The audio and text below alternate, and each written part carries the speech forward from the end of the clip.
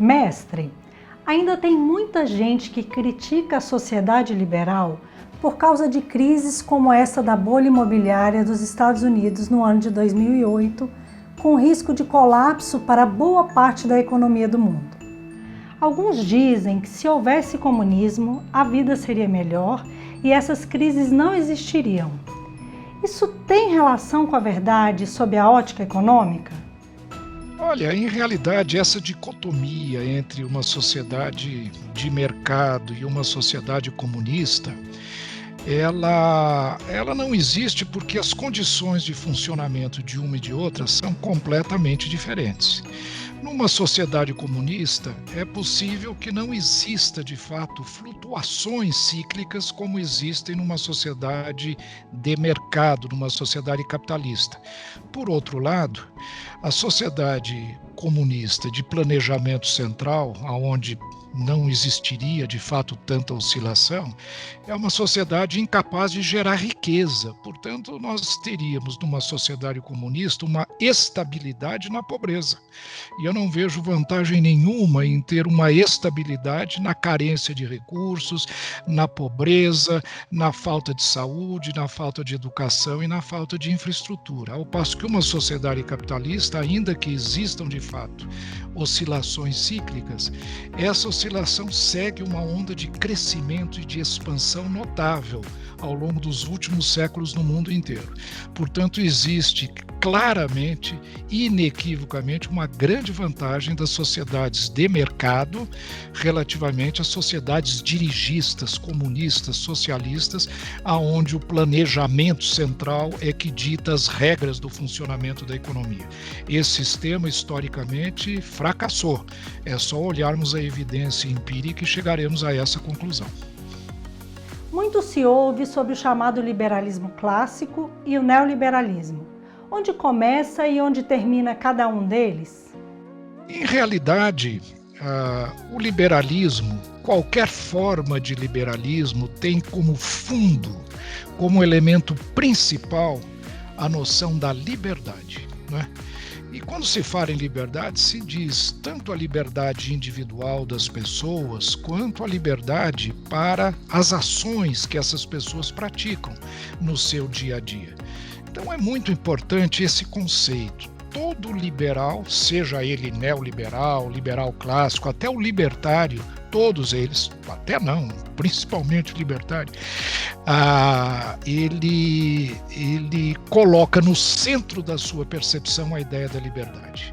A liberdade do indivíduo, ela propicia mais criatividade, ela desenvolve dentro das pessoas uma ideia e uma ambição de progresso, de satisfação e de bem-estar para si e para a sua família, que é muito saudável no funcionamento de uma economia. Portanto, o liberalismo em si, ele floresce sob a égide da liberdade. A diferença entre algumas matizes de liberalismo se restringe, por exemplo, a que papel o Estado deveria ter dentro de uma economia liberal, maior ou menor, se em algumas atividades existem, por exemplo, monopólios naturais, aonde se justificaria uma entrada mais visível do governo no funcionamento.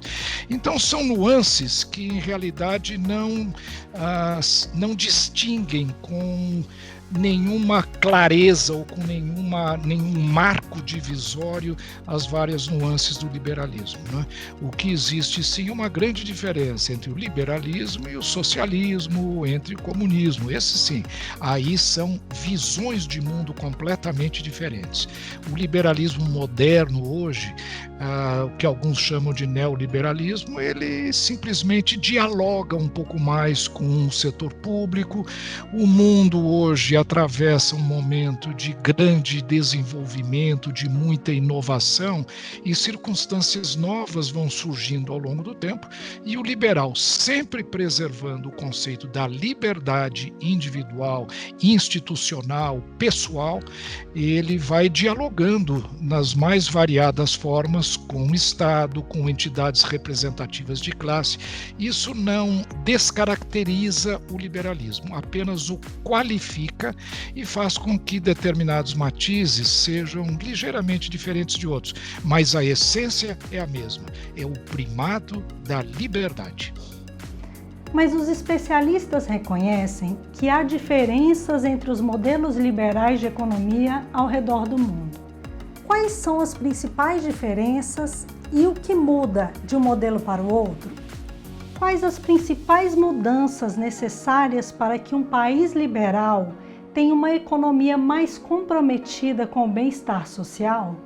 Olha, essa é uma excelente pergunta, não é? Porque eu fiz uma distinção que eu espero ter transmitido a todos os internautas da grande divisão que existe entre aqueles que preservam a liberdade e aqueles que entregam a sua liberdade ao Estado e deixam o Estado dirigir a vida no dia a dia dos cidadãos, né? Esse é o comunismo ou o socialismo. O liberal é aquele que prima pela liberdade. Esta é um elemento fundamental. Isso distingue esses dois grupos. Agora, dentro do grupo daqueles que preservam o conceito da liberdade como fundamental, há algumas diferenças. Por exemplo, existem formas de liberalismo radical, aonde cada indivíduo é jogado à sua própria sorte, digamos assim, aonde se dá a liberdade total do indivíduo, mas por outro lado a sociedade não se julga responsável pelo resultado do funcionamento desse sistema e que modernamente nós estamos vendo tem gerado muitas iniquidades, muita distribuição de renda bastante perversa, com muita riqueza convivendo com excessiva pobreza. Então, o liberalismo social que a Fundação Índigo, por exemplo, defende, é uma forma de liberalismo que, como eu disse, preserva um pouco aqueles que não conseguiram obter o pleno sucesso ao longo da sua vida, criando uma camada de proteção, uma proteção social mínima, como, por exemplo, seguro-desemprego, atendimento de saúde e educação para todos, independentemente de renda. Então, o liberalismo social, o liberalismo que hoje existe no mundo com maior prevalência, é esse liberalismo que não deixa à margem aqueles indivíduos que não conseguiram sucesso por várias razões, seja por razões médicas, seja por razões psicológicas, seja por falha no processo educacional, seja por doenças. Então, o liberalismo social providencia, não é, se preocupa com esses cidadãos e oferece a eles esta rede de proteção. Agora, o fundamental no liberalismo, independentemente disso, é que quem obtém sucesso, quem trabalha, quem se dedica, quem é inovador, quem estuda, quem inova, deve receber os frutos desse esforço e, consequentemente, deve reconhecer os méritos do seu trabalho e usufruir dos méritos desse trabalho. Essa é a principal diferença. Como eu disse, o liberalismo social ele tem um olhar para aquele que tem menos renda, aquele que obteve menos sucesso, lhe dando uma condição de sustentabilidade melhor do que se ele simplesmente fosse abandonado pela sociedade dentro desse preceito de absoluta liberdade. É uma liberdade, sim, porém uma liberdade que faz com que todos os indivíduos de uma sociedade participem, ainda que minimamente, dos frutos do que essa sociedade produz. Professor, o globo terrestre do século XX era dividido entre países de economia comunista e nações que tinham suas economias orientadas pelo liberalismo. O que marcava essa diferença entre a vida comunista e a vida num país liberal para as pessoas? O que marcava a diferença para a vida dos cidadãos entre um modelo e outro para a produção de riqueza, geração de emprego e oportunidades de um modo geral? Olha, essa é uma questão que basta uma observação dos países que ainda preservam um modo de atuação socialista, né, as condições em que eles vivem relativamente aos países que aderiram à economia de mercado, não é? Quando vamos, por exemplo, a países como a Coreia do Norte, a Venezuela, que era um país riquíssimo enquanto preservava os valores da economia de mercado, mas que com o socialismo bolivariano acabaram gerando este foco enorme de pobreza, de carência. Esses fatos demonstram a diferença entre o sucesso da economia de mercado e o sucesso das economias comunistas. Historicamente, a União Soviética é o maior exemplo do fracasso, né, assim, retumbante deste modelo. Foi uma experiência que durou bastante tempo, décadas, praticamente 70 anos, durante o qual a sociedade soviética não foi capaz de mostrar qualquer indicação de superioridade do regime comunista frente às economias de mercado. O exemplo mais patente e mais evidente é o caso da cidade de Berlim. É um mesmo país, o mesmo povo, as mesmas circunstâncias de vida, a mesma tradição cultural, mas que foi dividida ao meio, de um lado o regime de mercado, do outro lado o regime soviético comunista, e geraram duas economias absolutamente distintas do ponto de vista de qualidade de vida, do ponto de vista de progresso e de desenvolvimento. Portanto, me parece que as diferenças são evidentes, não é? Não há que se ter qualquer dificuldade em verificar que um regime propicia desenvolvimento, liberdade, felicidade individual, ao passo que o outro propicia apenas, quem sabe, a felicidade e o desenvolvimento dos dirigentes do Estado, né? Da oligarquia pública que se apodera do Estado em proveito próprio, mas gerando sempre muita insatisfação e muito péssima qualidade de vida para a sociedade como um todo. Para encerrar, professor Marco Sintra, a que se pode atribuir como principais razões da derrocada do comunismo sob o ponto de vista econômico no mundo? Essa é uma pergunta interessante porque a razão fundamental é essa, é o fracasso econômico.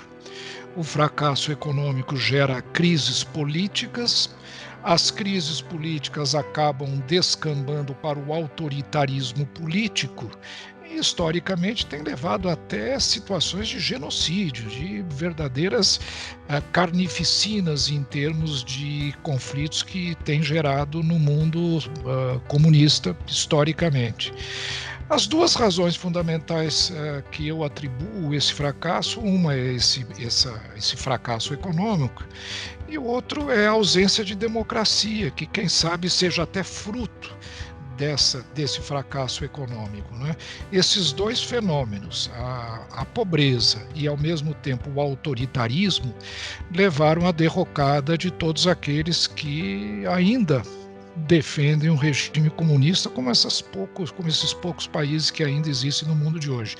Mas essas duas razões são fundamentais. E interessante ainda que poderiam falar, e a China? A China é um país formalmente comunista, mas com um grande desenvolvimento. E essa é uma questão muito interessante. É uma economia que, do ponto de vista formal, quem sabe organizacional, pode ser caracterizada como uma economia dirigista, uma economia com tinturas socialistas, mas que, do ponto de vista econômico, abraçou os mecanismos de mercado, abraçou os mecanismos capitalistas. Portanto, é um regime híbrido, onde a política é socialista, mas a economia é capitalista, que está dando esses resultados muito positivos. De modo que eu acredito que, historicamente, está mais do que comprovado, o regime socialista ou comunista, que é uma forma mais exacerbada do socialismo, não deram certo, nem do ponto de vista econômico, nem do ponto de vista social, muito menos do ponto de vista cultural. Enfim, é um modelo que custou muitas vidas, custou mais de um século. Exemplos de desperdícios, de perdas de recursos e de vidas muito acentuada, e que eu acredito que tenderá a desaparecer. Por outro lado, o liberalismo, adotando alguns preceitos das economias modernas, quem sabe alguma coisa de boa que possa ter existido nas economias socialistas, que é o interesse da coletividade, absorvendo essas tinturas de preocupação social, o socialismo liberal, ou social-liberalismo, que a Fundação Índigo defende, é o meio do caminho, é aquela fórmula que garante progresso econômico e, ao mesmo tempo, bem-estar social, político e, sobretudo, estabilidade. De modo que eu acredito que o comunismo e o socialismo são propostas tendentes a desaparecerem no mundo ao longo do tempo.